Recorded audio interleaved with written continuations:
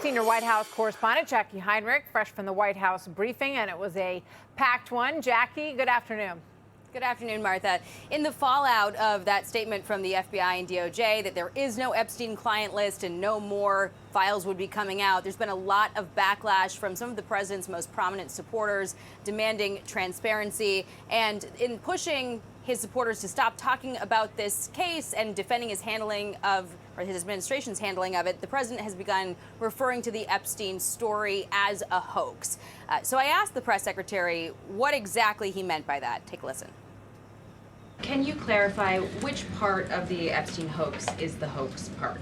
The president is referring to the fact that Democrats have now seized on this as if they ever wanted transparency when it comes to Jeffrey Epstein, which is an asinine suggestion for any Democrat to make. The Democrats had control of this building, the White House, for 4 years, and they didn't do a dang thing when it came to transparency in regards to Jeffrey Epstein and his heinous crimes.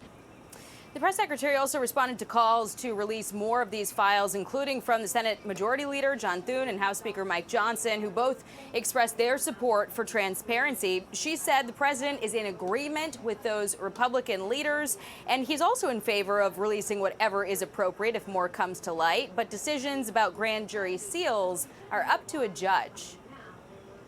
Those are also questions for the judges who have that information under a seal, and that would have to be requested, and a judge would have to approve it. That's out of the president's control. He has said, in agreement with some of the leaders on Capitol Hill, that if the Attorney General and the Department of Justice come across any other credible evidence, they should provide that to the American people.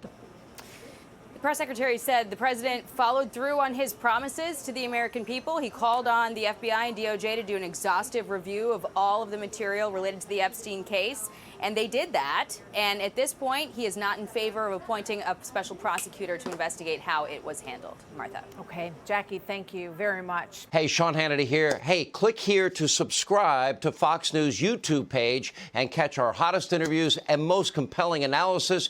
You will not get it anywhere else.